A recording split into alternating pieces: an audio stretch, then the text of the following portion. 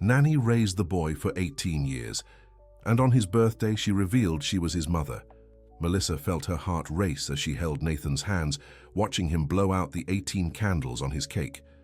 The party was perfect, with colorful balloons decorating the room, elegant guests chatting, and the joyful sound of laughter filling the house. But behind her forced smile, she carried a weight that had suffocated her for nearly 2 decades. It was when Nathan looked directly into her eyes that she knew she couldn't delay any longer. The words she had rehearsed 1,000 times in front of the mirror slipped from her lips in a whisper. "Nathan, you're my son." The silence that followed was deafening. Nathan pulled his hands away as if shocked, his eyes wide with disbelief. Jennifer, the mother who had raised him, let her champagne glass slip from her fingers, shattering on the marble floor of the living room. "What did you say?" Nathan asked, his voice trembling. Jennifer staggered, clutching her chest. The guests began to turn toward them, sensing something was wrong.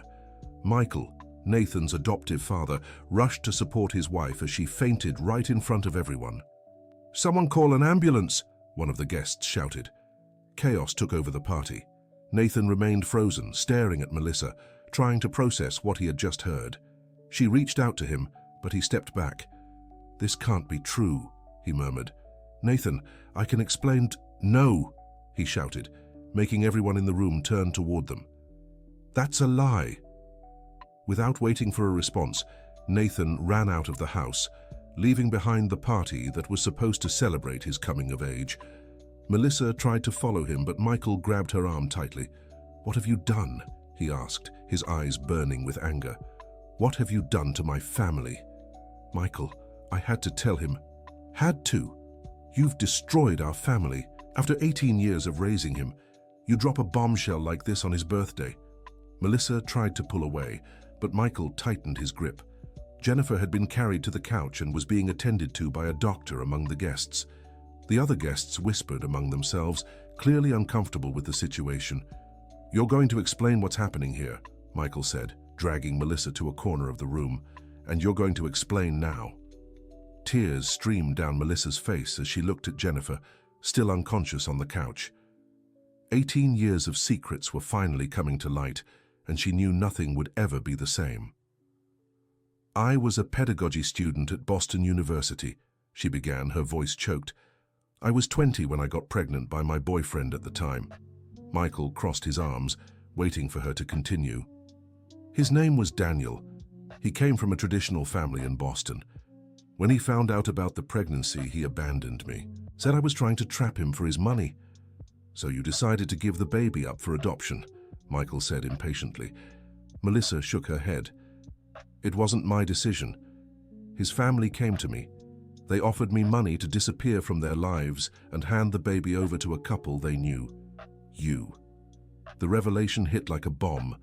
Michael took a step back, processing the information. "You're lying." "I'm not. I have the documents to prove it."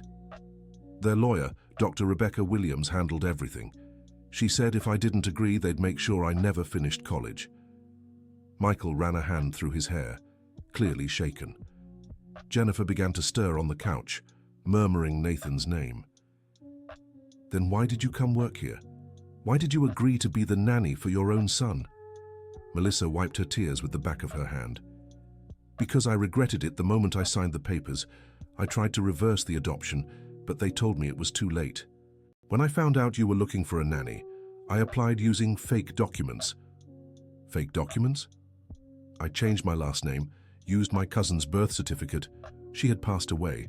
I did everything to stay close to my son." Dear listener, if you're enjoying the story, don't forget to like and especially subscribe to the channel. It really helps those of us just starting out.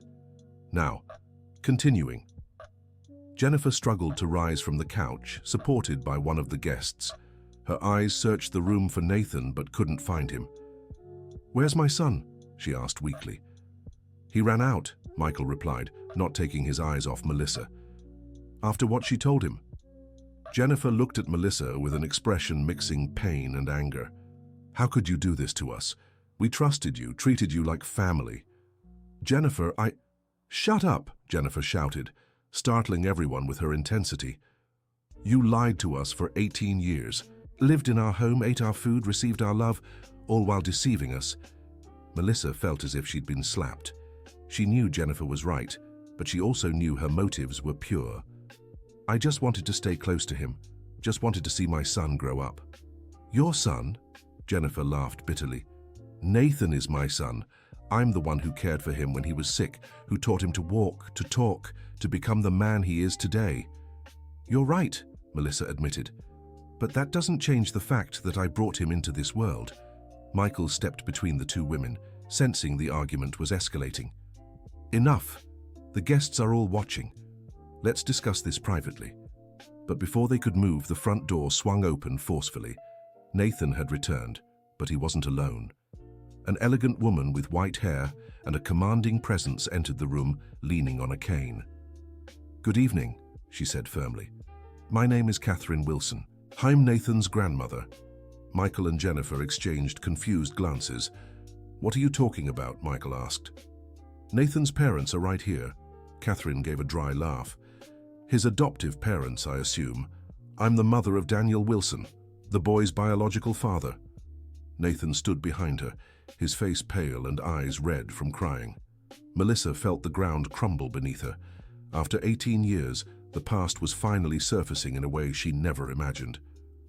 Ma'am, with all due respect, you can't just show up here and... I can, Catherine interrupted, pulling papers from her bag. Especially when I've learned, through my grandson, that his adoption was based on coercion and forged documents. Jennifer gripped Michael's arm to keep from fainting again. Nathan, what's going on? She asked, her voice breaking. Nathan looked at Melissa with deep pain. I went to her family's house, he said, pointing to Catherine. I wanted to understand what was happening. I wanted to meet my biological father. And what did you find out? Melissa asked, dreading the answer. That my father never knew I existed. The silence that followed was broken only by the ticking of the wall clock. Catherine walked to the center of the room, commanding everyone's attention. Daniel is on his way here, she announced. When I told him about Nathan, he wanted to meet his son immediately. But how did you find us? Michael asked. It wasn't hard. Nathan gave me the address. He wants answers, and so do I. Why was my grandson kept away from his family? Melissa felt she had to defend her side of the story. Your family threatened me. They said they would ruin my life if I didn't give up the baby. That's a lie, Catherine shot back. We didn't even know the child existed. But the lawyer... What lawyer? I never hired any lawyer to handle an adoption. The confusion only grew. Nathan stepped closer to Melissa, his eyes filled with tears. Tell me the truth, he pleaded. The whole truth, no lies, no half-truths. I need to understand what happened to me. Melissa took a deep breath, knowing this moment would come sooner or later. When I found out I was pregnant, I was in my 4th semester of education. Daniel and I had been dating for 2 years, but he never took me to meet his family. He always made excuses. Nathan sat in an armchair, preparing to hear the full story. Jennifer and Michael stood on one side, while Catherine stayed on the other, as if they were on opposite sides of a battle. When I told him about the pregnancy, Daniel panicked. He said he couldn't take responsibility for a child because his family would never accept it. He gave me money for an abortion. And did you? Nathan asked. His voice choked. I couldn't. I went to the clinic, but at the last moment, I couldn't go through with it. I went home and tried to talk to him again, but he was gone. Changed his number, his address, disappeared from school. Catherine shook her head in disapproval. My son has always been irresponsible, but I never imagined he'd be capable of something like this. Then the lawyer came to me, Melissa continued. She said she represented the Wilson family, and that they were willing to pay my medical expenses and give me a sum of money if I gave the baby up for adoption. I never sent any lawyer, Catherine protested. She showed me documents, had the family's last name, Dr. Rebecca Williams Wilson. She said she was Daniel's cousin. Catherine turned pale. Rebecca? My niece Rebecca. You know her. She's my older brother's daughter, but she's not a lawyer, she's a psychologist. The revelation left everyone stunned. Nathan stood up from the armchair, clearly agitated. Then who arranged my adoption? That's a good question, said a male voice from the doorway. Everyone turned to see Daniel Wilson entering the room. He was a middle-aged man, well-dressed with features Nathan had clearly inherited. Behind him were a blonde woman and 2 teenagers. "Daniel!" Catherine exclaimed. "I'm glad you're here." Daniel walked straight to Nathan, studying the young man's face. "My God," he murmured. "You really are my son. You have my eyes, my nose." "Where were you when I was born?" Nathan asked, his tone icy, surprising everyone. I didn't know you existed." "Liar," Melissa shouted. "I told you. You abandoned me." "Melissa." Daniel recognized her with a look of surprise. "What are you doing here?" "She's been Nathan's nanny for 18 years, Michael explained. Daniel looked between Melissa and Nathan, processing the information. "You stayed close to him all this time." "I'm his mother. I had the right to be near my son." "You had the right to tell me the truth," Daniel snapped. "I had the right to know I had a son." The blonde woman who had entered with Daniel stepped forward nervously. "Daniel, maybe we should leave. This isn't our problem." "How is this not our problem, Amanda? This is my son." Amanda looked at Nathan with clear discomfort. "He already has a family. We don't need to get involved in this." "Don't need to?" Daniel laughed bitterly. "He's my son. Our children have an older brother." The 2 teenagers with them looked uneasy about the whole situation. Nathan studied them, realizing he had siblings he never knew existed. "What are your names?" he asked the boys. "Tyler," answered the older one, about 16 years old. "And this is Jason, my younger brother."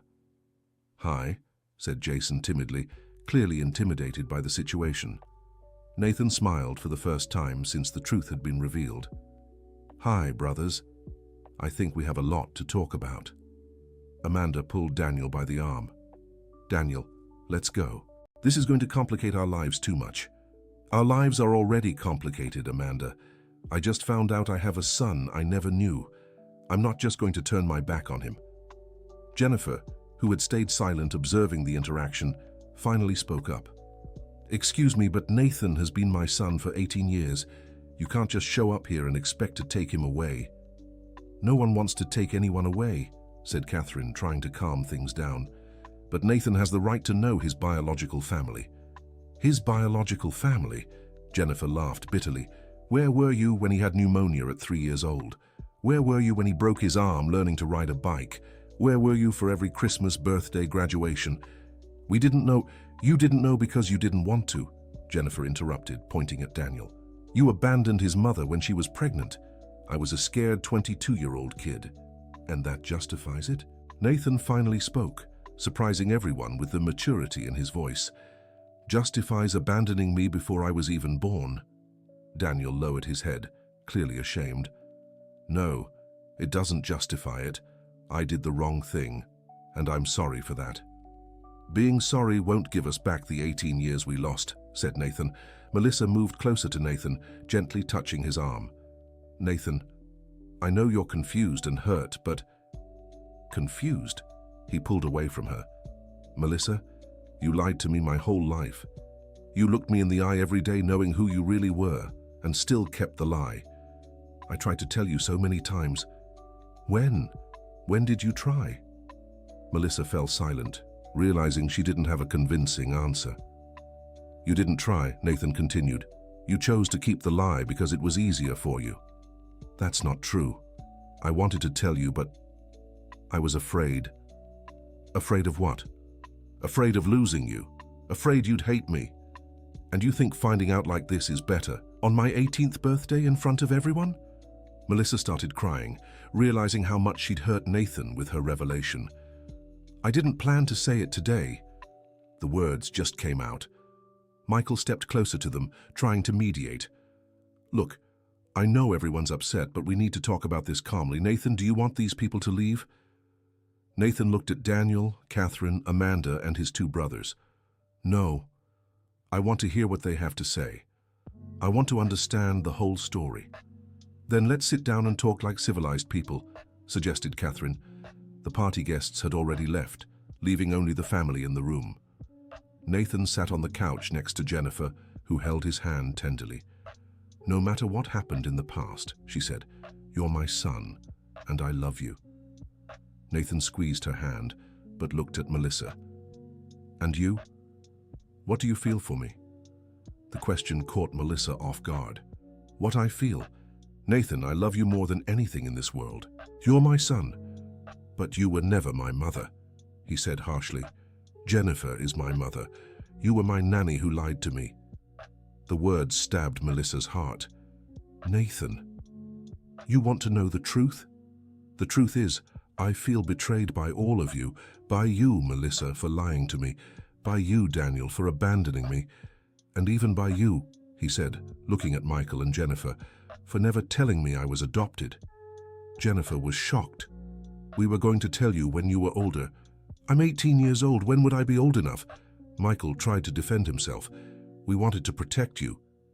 "Protect me from what? The truth? Do you think I'm that fragile?" The silence in the room was heavy. Nathan stood up and walked to the window, gazing at the lit-up garden where the party had taken place just hours before. "You know what's the most ironic part?" he said without turning around. "I always felt like something was missing. I always wondered why I wasn't like you, why I didn't share the same tastes, the same ways of being. Nathan, that doesn't matter." "Of course it matters, Jennifer." He turned, his eyes glistening. "It matters because I spent 18 years feeling different, feeling like I didn't belong anywhere." Daniel stood up and walked over to Nathan. "Son, I know I made serious mistakes in the past, but I'm here now. I want to be part of your life." Nathan looked at him skeptically. "Why? Because now it's convenient? Because now your life is settled and you can give a chance to the son you abandoned?"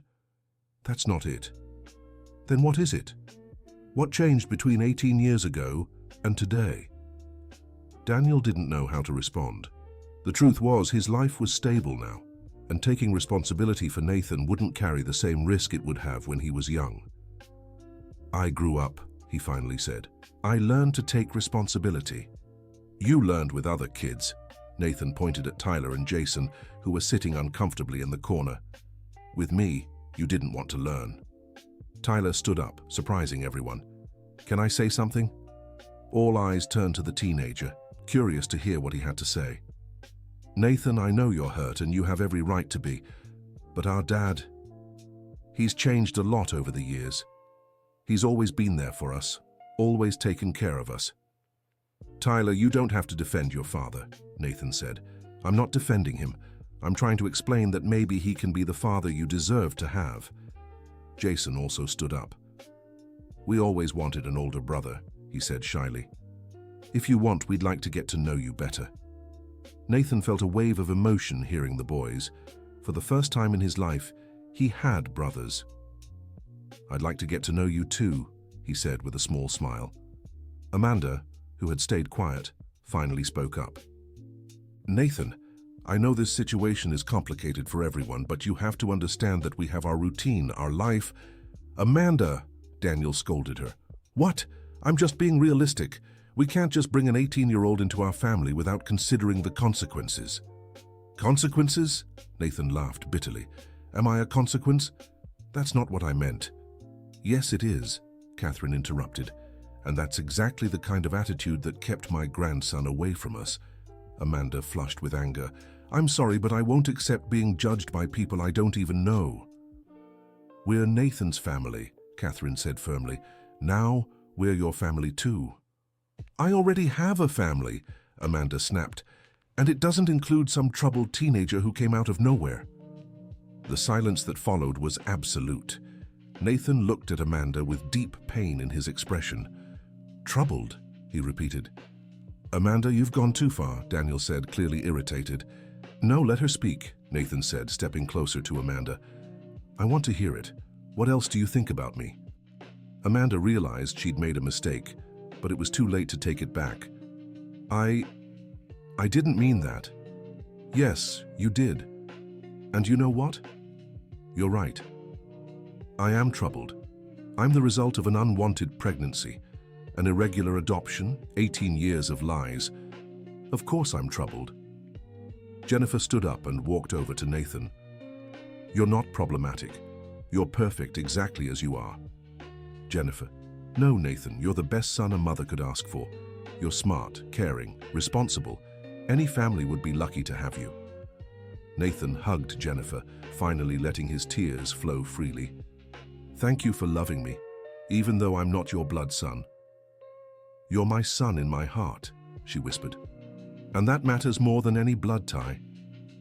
Melissa watched the scene with a broken heart, realizing she had lost her son forever. Yet at the same time, she felt a strange peace, seeing that Nathan had grown up loved and cared for. Nathan, she called softly. He pulled away from Jennifer and looked at her.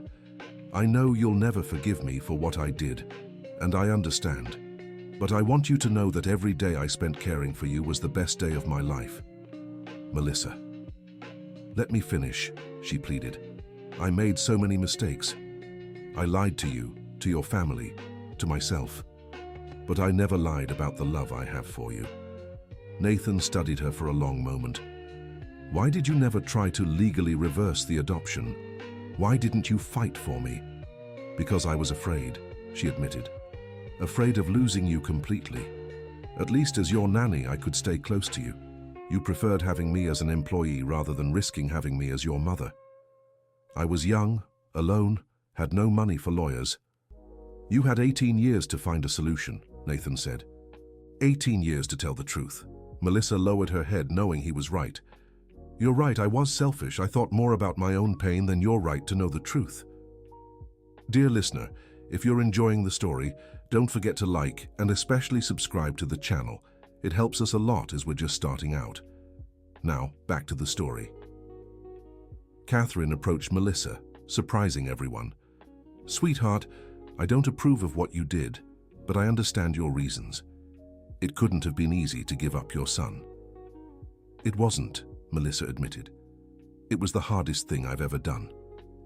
Then why did you do it? Catherine asked. Because they convinced me it was best for him. They said I was too young, too poor, that I couldn't raise a child. And you believed them. I was a scared 20-year-old girl, pregnant and abandoned. I believed what they told me. Catherine nodded understandingly. I had my first child at 18. I know what it's like to be alone and afraid. But you had your family's support. Not always. My husband left me when Daniel was born. I raised him alone, working 2 jobs. The revelation shocked everyone, especially Daniel. Mom, I never knew that. There's a lot you don't know about our family, Catherine said. Maybe it's time we talked about it. Nathan stepped closer to Catherine, curious. What do you mean? I mean, our family has a long history of men shirking their responsibilities. Your father just followed an unfortunate tradition. Daniel visibly tensed. Mom, that's not relevant. Of course it is, Catherine countered. Nathan has the right to know what kind of family he's learning about. What kind of family? Nathan asked. Catherine took a deep breath before answering. A family where the men always run from their problems.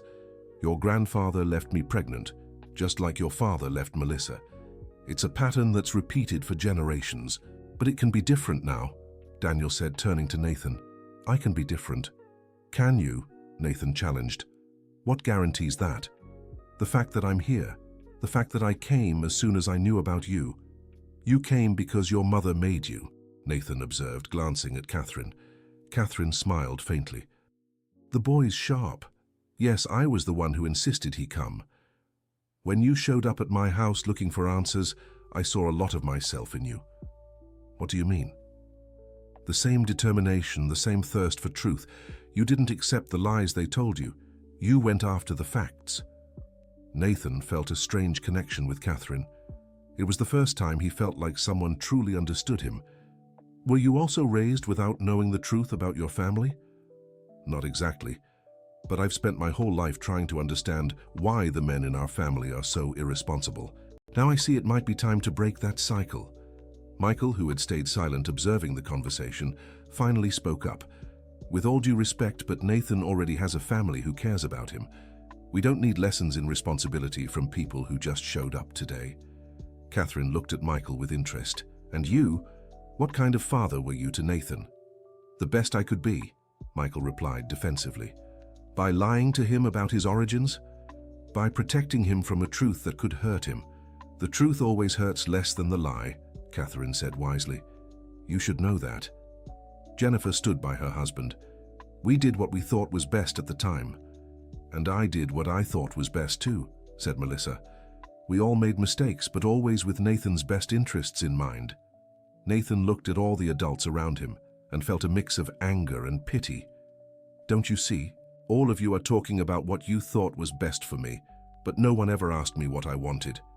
You were a child, Jennifer began. I was a child who grew up feeling something was wrong.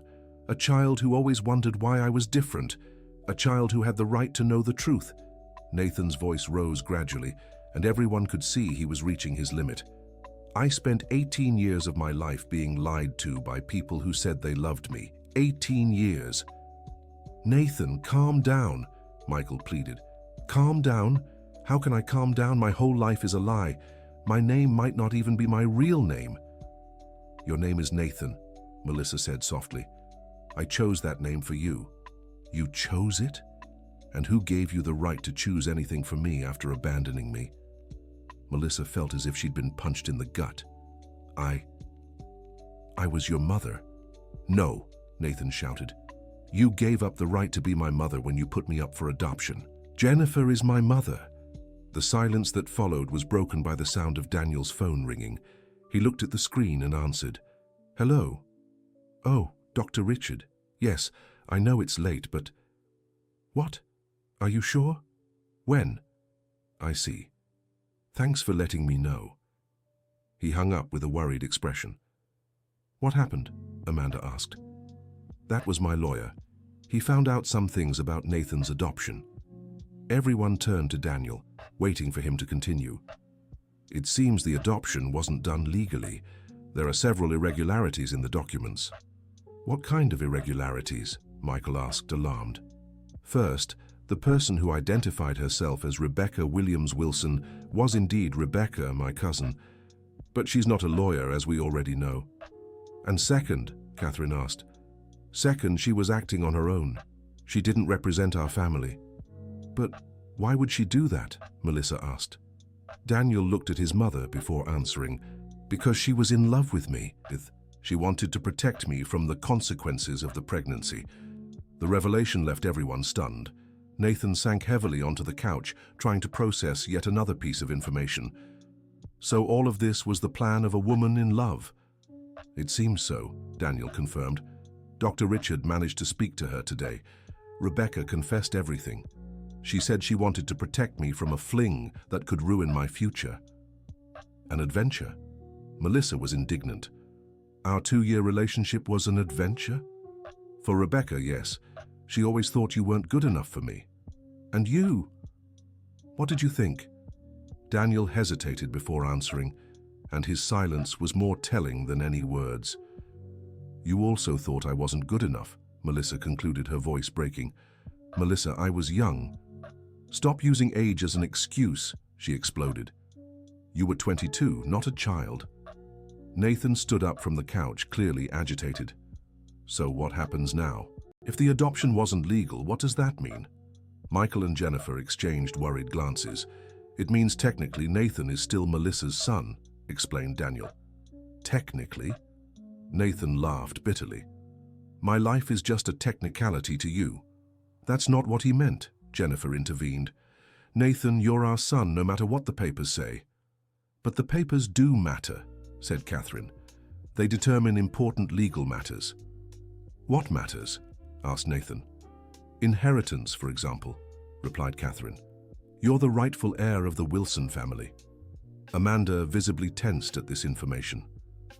Hold on, let's take this slow. No one mentioned inheritance. It doesn't need to be said, Catherine stated firmly. Nathan is my grandson and has a right to his share of the family inheritance. But he was raised by another family. So what? That doesn't change the fact he's a Wilson. Nathan raised his hand, calling for silence. Stop. All of you, stop. I don't want any inheritance. Nathan, you don't understand, said Catherine. It's a substantial amount. I don't care. I want nothing from a family that abandoned me. But we're here now. Now? Nathan scoffed. After 18 years? How convenient. Daniel stepped closer to his son. Nathan, I know you're hurt, but... Hurt? Nathan cut him off. I'm not hurt. I'm disappointed. Disappointed in all of you. Son, don't call me that. You lost that right 18 years ago. Daniel recoiled as if slapped. Nathan, I understand your anger. You understand nothing. You have no idea what it's like to grow up feeling like something's missing, like you don't belong where you are. But you had a family who loved you. I did, and that's why I became the person I am today. In spite of you, not because of you. Jennifer moved closer and hugged Nathan. Sweetheart, you're very upset. Why don't we rest and talk about this tomorrow? No, Jennifer, I want to settle this today, here and now. Settle what exactly? Asked Michael. Nathan looked around the room before answering. Who I really am, and who I want to stay with. The silence that followed was tense. Everyone sensed Nathan was about to make a life-changing decision. You don't have to choose, Melissa said softly. You can have all your families. No, I can't, Nathan replied. Because family isn't just about blood or who raised you. Family is about honesty, respect, and real love. And who do you think offers you that? Asked Catherine. Nathan looked at Jennifer and Michael. The people who raised me with love, even knowing I wasn't their biological son. The people who never made me feel different or less loved. Jennifer began to cry. Nathan. But, he continued, surprising everyone, I also want to know my biological family. I want to understand where I come from. What about me? Melissa asked, her voice small. Nathan looked at her for a long moment before answering. Melissa, you gave me life and I'm grateful for that. You also took care of me when I was little, and I'm grateful for that too.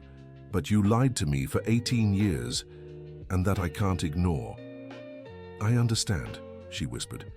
I don't hate you, Nathan continued, but I can't pretend everything's fine either. You'll have to earn my trust again. And I will, she said with determination, even if it takes the rest of my life. Nathan nodded and turned to Daniel. What about you? What do you plan to do now that you know you have a son? I want to be part of your life, Daniel replied. If you'll let me. Why? It's not your obligation. Yes, it is. I'm your biological father. I may have failed in the past, but I won't fail again. And your wife? Nathan looked at Amanda. She clearly doesn't want me in the family. Amanda flushed with embarrassment. I was scared. I didn't expect this situation. And now? Now, I need time to get used to the idea.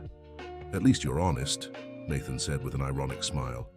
Tyler and Jason approached Nathan. We want to get to know you better, Tyler said. No matter what our mom thinks. Tyler, Amanda scolded. Sorry, Mom, but it's true. Nathan's our brother. We have the right to have a relationship with him. Jason nodded in agreement. Yeah, Mom.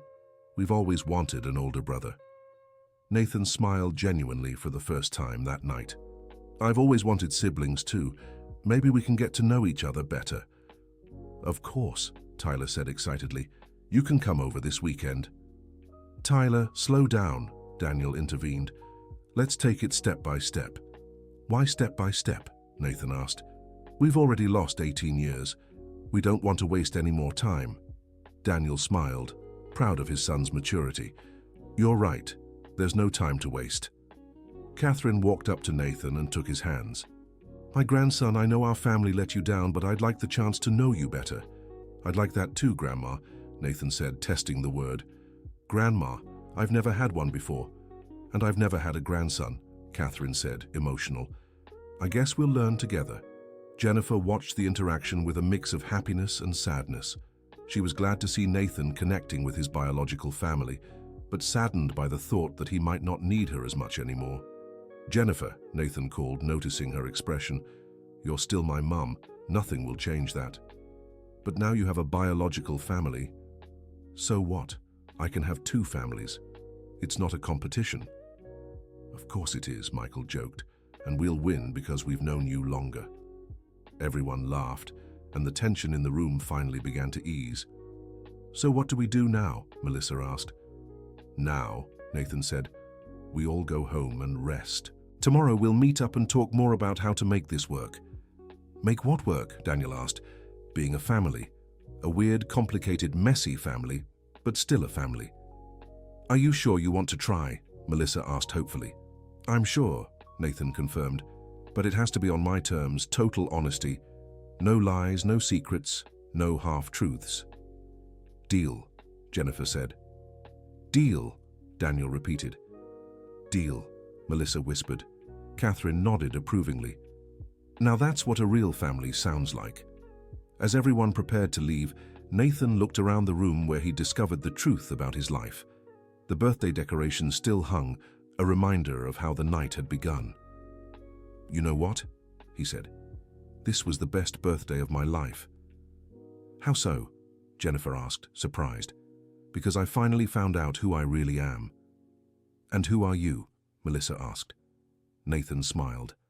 I'm Nathan Peterson Wilson, son of Jennifer and Michael Peterson, who raised me with love, biological son of Melissa and Daniel, grandson of Catherine, brother of Tyler and Jason, and despite all this confusion, I am complete. Complete? Repeated Catherine. Yes. For the first time in my life, I feel whole. I know where I come from. I know who loves me. I know where I belong. And where do you belong on? Asked Michael. To all of you, said Nathan simply. Each of you is an important part of my story. Jennifer hugged him tightly. We love you, Nathan. No matter what happens, that will never change. I know, he said, and that's why I was able to forgive all of you. Even me? Asked Melissa timidly. Especially you, said Nathan, because you're the one who gave me life. And you're the one who took care of me when I was little, even though you couldn't claim me as your son. Melissa began to cry, but they were tears of relief and gratitude. Thank you, she whispered. Thank you, Nathan replied, for never giving up on me. Daniel stepped closer to the two of them. Can I hug my son? Nathan looked at him for a moment before nodding. Daniel hugged him awkwardly, as if embracing a stranger, which, in a way, Nathan still was to him. We'll learn how to be father and son, said Daniel. It might take time, but we'll get there. We will, Nathan agreed. Amanda approached hesitantly. Nathan, I want to apologize for what I said. It was my own prejudice, and it wasn't right. Thank you for apologizing, said Nathan, but you don't have to like me, you just have to respect me. I'll learn to do both, she promised. Tyler and Jason moved closer to their older brother. Can we exchange phone numbers? Asked Tyler. Of course, said Nathan, pulling out his phone. Let's make a family group. The Wilson-Peterson family, suggested Jason. Perfect, Nathan laughed. As everyone exchanged contacts and made plans to meet the next day, Melissa stepped back slightly, watching the scene with a mix of happiness and melancholy. Nathan noticed and walked over to her. Melissa, you're part of this too. I know, she said. I'm just trying to process everything that's happened. It's been a lot, he agreed. Nathan, I want you to know I never regretted having you. My only regret is not being honest from the start. I understand your reasons, said Nathan. You were young, scared, alone. I can't blame you for doing what you thought was best at the time. But now you can blame me for keeping the lie going for 18 years. I can, he admitted. But I choose not to. I choose to forgive and move forward. Melissa looked at him with admiration. How are you so mature at 18? Because I had good parents, he said, glancing at Jennifer and Michael. They taught me about forgiveness, second chances, unconditional love. They did a good job, said Melissa. You're a better man than I ever dreamed I could raise. You helped raise me too, Nathan reminded her. In those early years, you were always there, taking care of me, protecting me, loving me, but not as a mother, as someone who loved me, and that matters, that counts. Dear listener, if you're enjoying the story, don't forget to like and especially subscribe to the channel.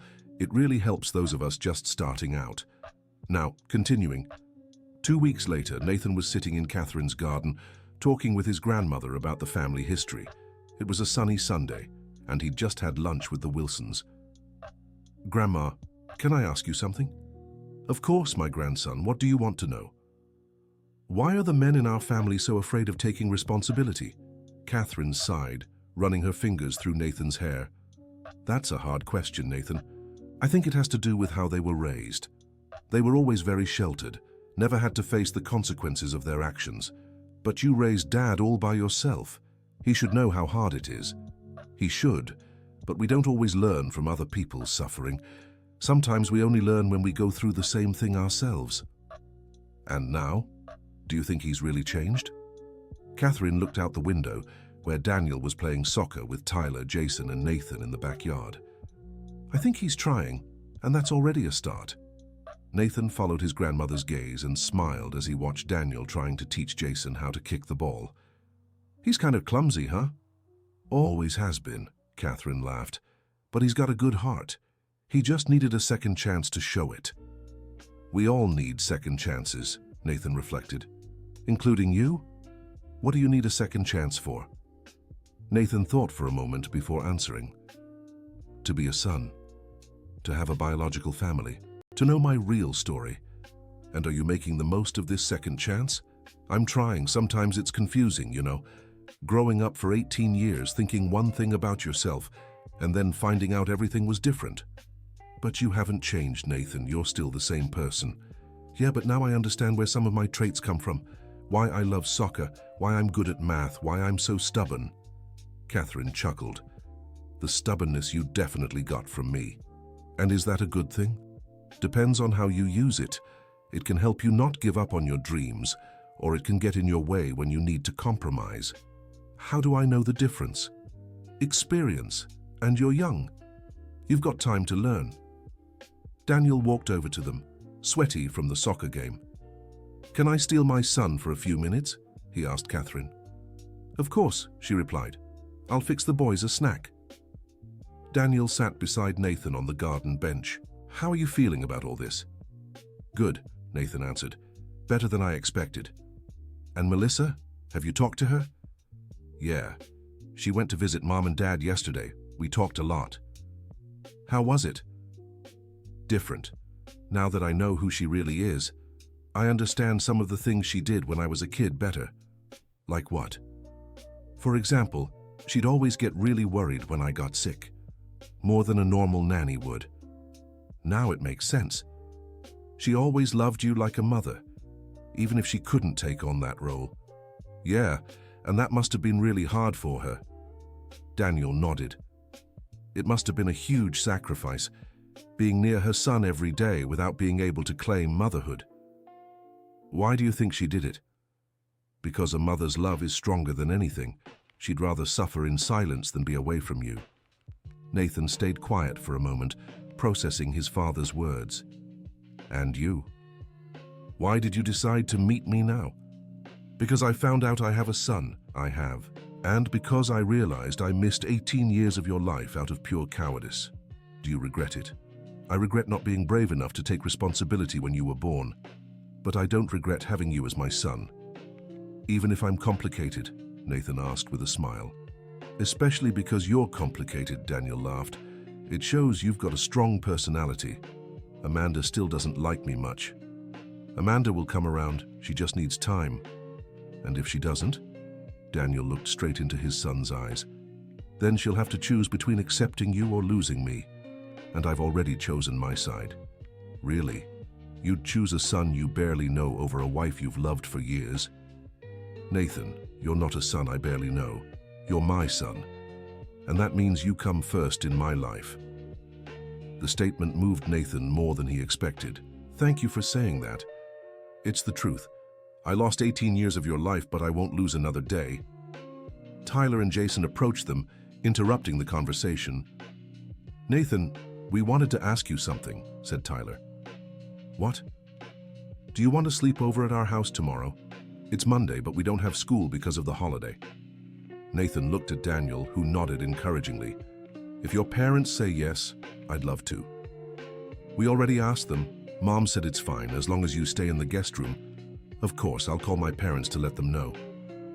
While Nathan talked on the phone with Jennifer, Daniel watched the interaction between the three boys. It was surreal to think that just a few weeks ago he hadn't even known Nathan existed. "He can stay over," Nathan said, hanging up. "Mom said it's important for me to get to know you guys better." "Mom?" Jason asked, confused. "But isn't your mom Aunt Melissa?" Nathan laughed. "It's complicated, Jason. I have two mums. Melissa, who gave birth to me, and Jennifer, who raised me. And we have an older brother with two mums," Tyler added. "Our family is pretty different from others." "But it's our family," Nathan said, "and I like it this way." "Even with all the problems?" Jason asked. "Especially because of the problems," Nathan replied. "Perfect families are boring." When they returned to the Peterson house that night, Nathan found Melissa in the kitchen, helping Jennifer prepare dinner. "Hi," he said, still a little hesitant around her. "Hi, Nathan," Melissa answered with a shy smile. "How was lunch with your dad's family?" "It was good. I'm staying over tomorrow to spend more time with my brothers." "That's great. They're good kids." "They are. And you two? How was your afternoon here?" Jennifer and Melissa exchanged a glance. "We talked a lot," Jennifer said. "About you, about the past, about the future." "Did you come to any conclusions?" "We did," Melissa said. "We're going to work together to make sure you have everything you deserve." "What do you mean?" Jennifer stepped closer to Nathan. "Sweetheart, Melissa and I decided we're not going to compete for your attention. We'll be partners in raising you, even if it's a little late for that." "But you won't fight over me?" "No," Melissa said firmly. "Because this isn't about us. It's about you, and what's best for you. And what do you think is best for me?" "Having all the people who love you working together to support you," Jennifer said. Nathan felt a wave of emotion. "Thank you. That means a lot to me." "It means a lot to us too," Melissa said. "Nathan, I want you to know, I've always respected Jennifer as your mother. Even when I couldn't be in that role, I knew she loved you as much as I do. And I've always respected the love you had for him," Jennifer told Melissa. "I just didn't understand where all that dedication came from. Do you understand now? Now I understand perfectly, and I admire you even more." Nathan hugged both women. "I love you both, each in your own way, each with your own role in my life." "We love you too," Jennifer said. "Very much," Melissa added. Michael walked in from the living room and found the three of them hugging in the kitchen. "Can I join this family hug?" "Of course, Dad," Nathan said, making room for him. As the four of them embraced, Nathan felt a peace he'd never experienced before. For the first time in his life, he truly felt whole. The next morning, Nathan woke up early to pack his things for his day at the Wilson house. When he went downstairs for breakfast, he found Melissa alone in the kitchen. "Good morning," he said. "Good morning, Nathan. Sleep well?" "I did. And you?" "Better than I have in days." Nathan poured himself some coffee and sat beside her. "Melissa, can I ask you something?" "Of course. Do you regret giving me up for adoption?" Melissa took her time to respond, clearly thinking carefully about her answer. "I regret being forced to make that choice, but I don't regret making sure you had a family who could give you everything I couldn't at the time." "And what couldn't you give me?" "Financial stability, a present father, a solid family structure. I was very young and alone." "But you could have learned. You could have grown with me." "I could have, but I also could have failed, and you might have paid the price for my mistakes." Nathan nodded, understanding her point of view. "Don't you think you deprived me of the chance to know my birth mother?" "I do, and that's my biggest regret, not trusting you, not believing you'd be able to understand." "Would I have understood?" "I don't know. Maybe not as a child, but certainly as a teenager." "Why did you never try?" Melissa sighed. "Out of fear. Fear of losing you. Fear of causing problems for Jennifer and Michael. Fear of having to explain my past mistakes. And now, are you still afraid?" "I am. But I've learned that fear shouldn't control our decisions. Sometimes we have to be brave, even when we're scared." Nathan smiled. "That's an important lesson." "It is. And I hope you learn it sooner than I did." Jennifer walked into the kitchen, already dressed for work. "Good morning, loves. Nathan, do you need a ride to the Wilsons?" "Daniel is picking me up," he replied. "Great. Melissa, are you staying home today? I am. I want to organize a few things. What things? Nathan asked, curious. Melissa hesitated before answering. Actually, I was thinking of looking for an apartment. Why? Jennifer asked, surprised. Because now that the truth is out, it doesn't make sense for me to keep living here as the help. You don't need a nanny anymore, and I need to rebuild my life. Nathan felt a tightness in his chest. You're leaving? I'm not leaving Boston, I'll just have my own place. But I don't want you to go, Nathan said, surprising himself with the intensity of the feeling. Nathan, no, I mean it. You've been part of my life for 18 years. I can't imagine you not being around. Melissa looked at Jennifer, searching for support. Melissa, Jennifer said, you've always been welcome in this house. That won't change now. But the situation has changed. For the better, Jennifer interrupted. Now we understand why you were always so special to Nathan. It makes sense now. Are you sure? Absolutely, Michael said, entering the kitchen. Melissa, you're part of this family. You always have been, even when we didn't know why. Nathan stood up and hugged Melissa. Please stay, at least until I get used to all this change. Nathan, you'll adjust just fine. You're strong and adaptable. But I want you close during this process. I need to learn how to have you as what? As my birth mother. As the person who gave me life and never stopped loving me. Melissa began to cry. I'd love to stay, if Jennifer and Michael don't mind. Of course we don't mind, Jennifer said. In fact, it'd be strange if you weren't here. Then it's settled, Michael said. You're staying. But, Melissa said, I want to contribute to the household expenses.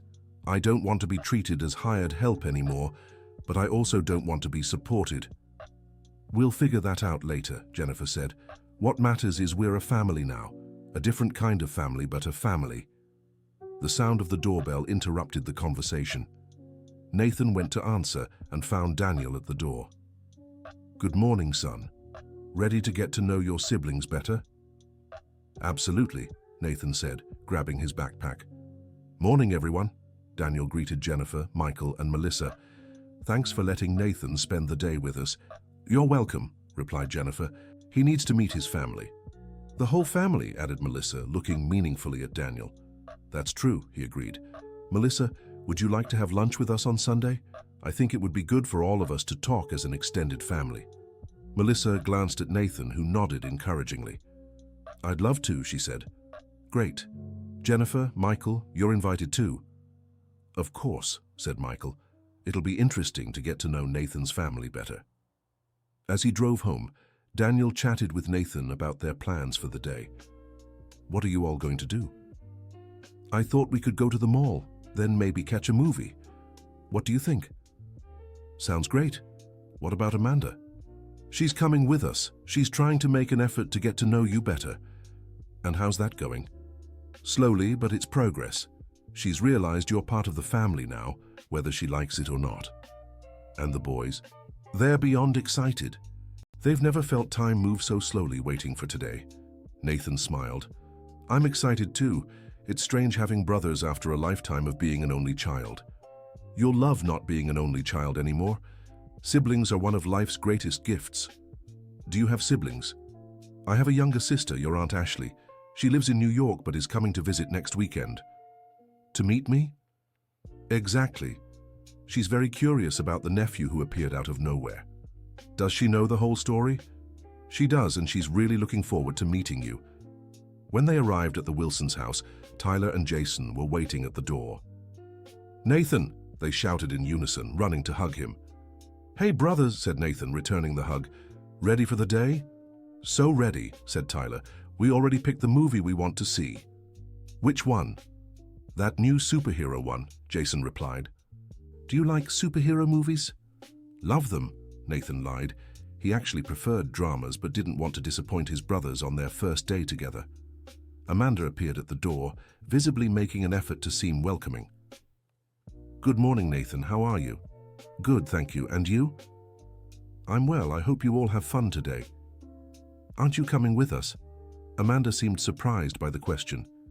You want me to come? Of course. You're part of the family too. The answer clearly touched her, and she smiled genuinely for the first time since meeting Nathan. "Then I'll go. Let me grab my purse."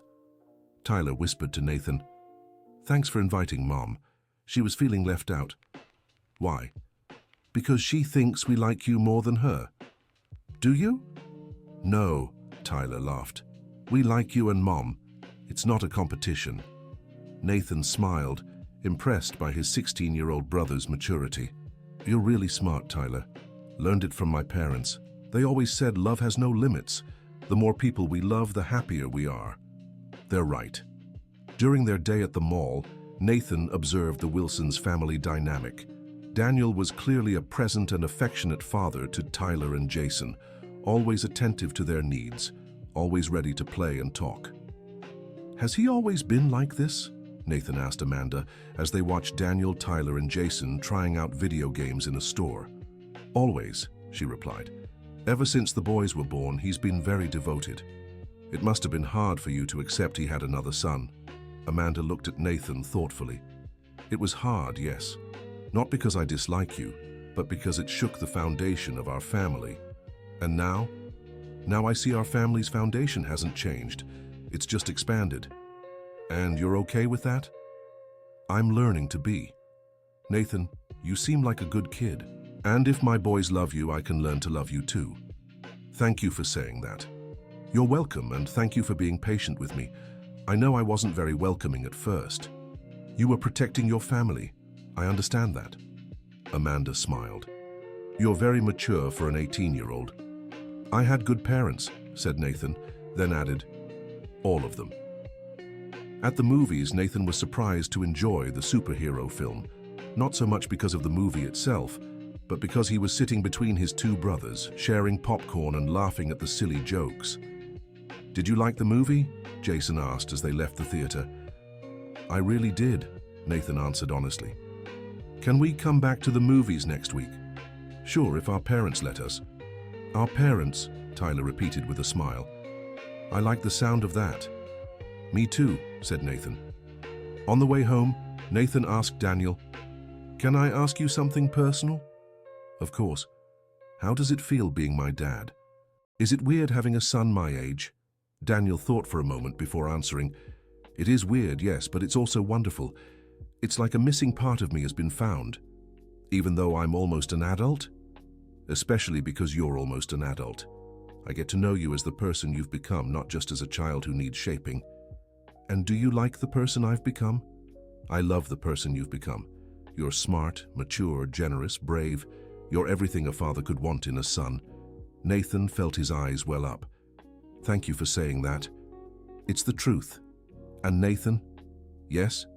I know I missed your first 18 years, but I hope to be there for all the years to come." "I hope so too." When they got home, Catherine was in the kitchen preparing dinner. "How was your day, boys?" "It was great, Grandma," Nathan answered naturally, making Catherine smile. "That's wonderful. Nathan, do you want to help me with dinner? I'd like to teach you a family recipe." "Of course." As they cooked together, Catherine told Nathan stories about Daniel's childhood. "He was always very stubborn," she said, chopping onions. "Just like you." "How do you know I'm stubborn?" "Because you went after your story even when everyone tried to hide it from you. That's stubbornness in the best way." "And is that a good thing?" "Yes, as long as you use it for noble purposes, like seeking the truth, fighting for your rights, protecting those you love." "Do you think I'll be a good man?" Catherine stopped chopping onions and looked directly at Nathan. "I think you already are a good man. The way you've handled this whole situation, how you've forgiven all of us, how you're giving your birth family a chance, and that shows the character you have. I learned from my adoptive parents, and that's a credit to them, but character comes from within, Nathan. No one can teach that. So either you have it or you don't. And do I have it? You have more than enough." That night, as he got ready for bed in the guest room, Nathan reflected on how much his life had changed in just a few weeks. Suddenly, he was no longer an only child. He had brothers, a grandmother, a birth father, a stepmother learning to accept him. And most importantly, he had a birth mother who could finally openly love him. He picked up his phone and texted Melissa. "Good night, Mom. Thank you for giving me life and never giving up on me. The reply came almost immediately. Good night, my son. Thank you for giving me the chance to truly be your mother. I love you. Nathan smiled and put his phone away. For the first time in his life, he felt truly at home wherever there was love for him. The following Sunday, all the families gathered at the Wilsons' house for lunch. Jennifer and Michael chatted animatedly with Catherine about Nathan's upbringing. Melissa was helping Amanda in the kitchen, and the two discovered they had more in common than they imagined. It's funny, said Amanda, how Nathan managed to bring all these different people together. He's always had that gift, replied Melissa. Even as a little boy, he could make anyone like him. It must have been hard for you not being able to claim motherhood. It was the hardest thing in my life, but now seeing what a wonderful young man he's become, I know the sacrifice was worth it. You don't regret it? I regret not being honest from the start, but I don't regret making sure he had a stable family. Amanda nodded in understanding. You're a very strong woman, Melissa. Thank you. You are too. It can't be easy accepting a teenage stepson overnight. It's not easy, but Nathan is making it simpler than I expected. In the living room, Nathan was talking with his siblings about plans for the school break. We always go to the beach at the end of the year, said Tyler. Do you want to come with us? Of course, if Mom and Dad say yes. What if Melissa and her adoptive parents want to come too, suggested Jason. It'd be nice to have the whole family together. Do you think everyone would fit in the beach house? We'll rent a bigger place, said Daniel, who had overheard the conversation. It makes sense to spend our first vacation all together. Nathan smiled, imagining a week at the beach with his newly expanded family. That would be amazing. Then it's settled, said Catherine. I'll talk to Jennifer and Michael about the plans. During lunch, Nathan looked around at everyone at the table.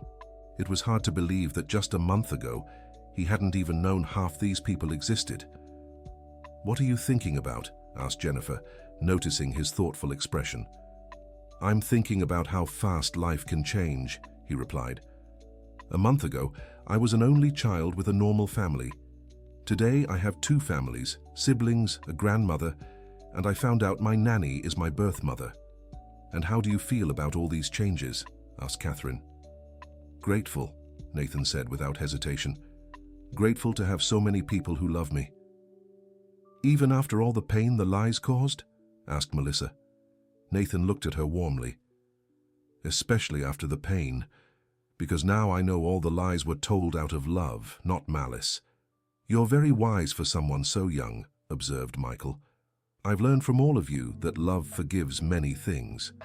And you? Asked Daniel. Have you completely forgiven us? Nathan thought for a moment before answering. Yes, I have, because holding on to resentment would only hurt me more, and because all of you are trying to do right now. And the future? How do you see our family moving forward? Asked Jennifer. I imagine many more lunches like this, Nathan said with a smile. I imagine birthdays, holidays, college graduation, marriage, grandchildren. I imagine a whole lifetime of special moments shared with all the people I love. That's a beautiful dream, said Melissa, emotional. It's more than a dream, Nathan replied. It's a plan to be happy with my whole crazy, complicated family. Everyone laughed, and the sound of their shared joy echoed through the house like a promise that, despite all the challenges, they would make it as a real family. 3 months later, Nathan was in his room packing for the beach trip. It was the first time the whole family would travel together, and he was both nervous and excited. Melissa knocked and entered. Can I help you pack? Sure, said Nathan. It's still strange for me to have you helping as my mom, not my nanny. It's strange for me too, she admitted, but it's a good kind of strange. How so? It's like I can finally be who I always wanted to be, your mother. Nathan stopped folding the clothes and looked at her. Melissa, can I ask you something I've always wanted to know? Of course. What was it like watching me take my first steps, knowing you were my mum? Melissa smiled nostalgically. It was both the happiest and saddest moment of my life. Happy because I was watching my son grow. Sad because I couldn't shout to the world that this beautiful boy was my son. And when I said my first word? You said mommy while looking at Jennifer, Melissa recalled, her eyes glistening. I cried in the bathroom afterward. I'm sorry. Don't be. Jennifer deserved to hear that word. She was being your real mother. I was just a hidden observer. But now you can be my real mom. I can. And that's the greatest gift I've ever received.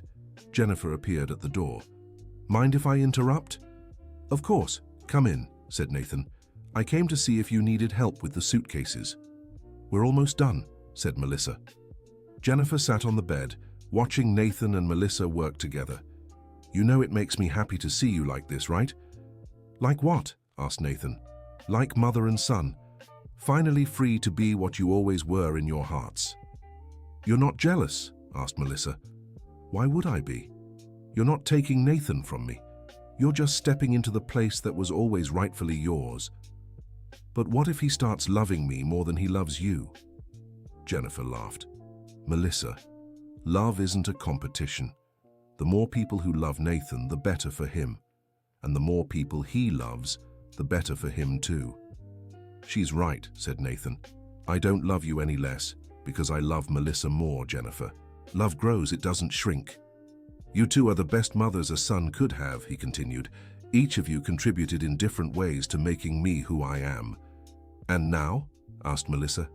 What happens next? Now you'll both keep being my mothers. Jennifer, the mom who raised me and taught me about unconditional love. Melissa, the mom who gave me life and never gave up on me. And we'll keep being partners, Jennifer said to Melissa. In raising him, in caring for him, in loving him. Partners? Melissa repeated with a smile. I like that word. Me too, said Nathan.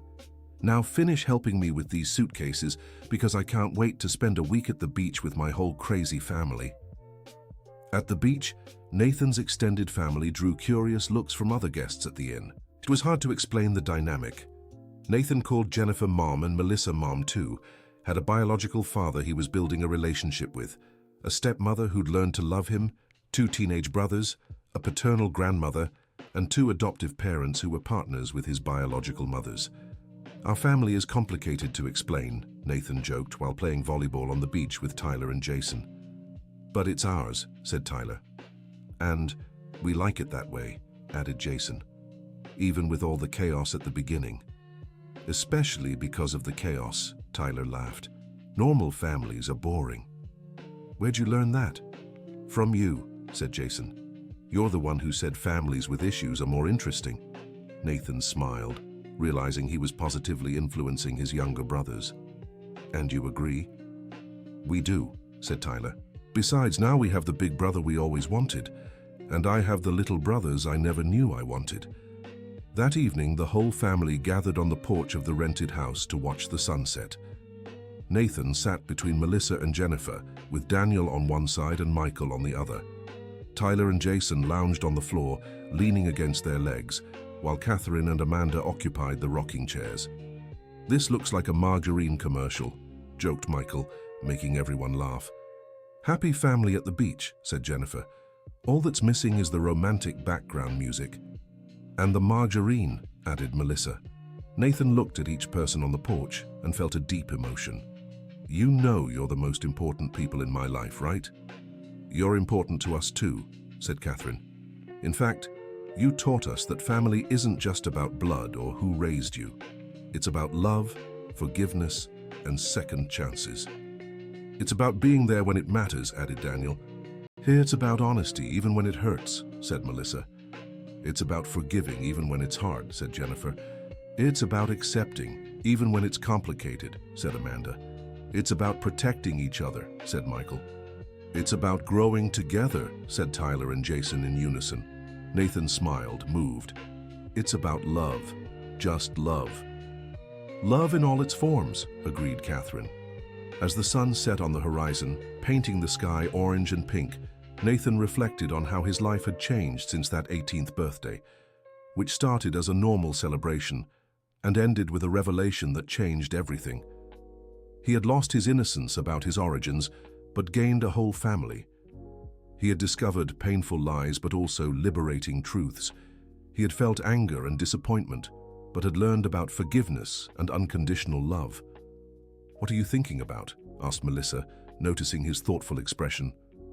I'm thinking I'm the luckiest person in the world, he replied. Why? Because I don't have just one but many families who love me. Because I found out it's possible to build something beautiful from a complicated situation. Because I learned that the truth, no matter how painful, always sets you free. And what did you learn about forgiveness? Asked Daniel. I learned that forgiving doesn't mean forgetting. It means choosing love over resentment. It means giving people the chance to be better than they were in the past. And about family. I learned that family isn't perfect. Family is full of flaws, secrets, mistakes, and hurts. But if there's real love, you can overcome anything. Anything? Asked Jennifer. Anything, Nathan confirmed. Even 18 years of lies. Everyone laughed, and Nathan felt he was exactly where he was meant to be, surrounded by the people who loved him, watching the sunset at the beach, with his whole life ahead to build memories with his expanded family. End of story. Now tell me what you thought of this story about family and forgiveness. If you've been through a similar situation or know someone who has, share it in the comments. Do you think Nathan made the right decisions? I'd love to read your thoughts. Thank you so much for being here.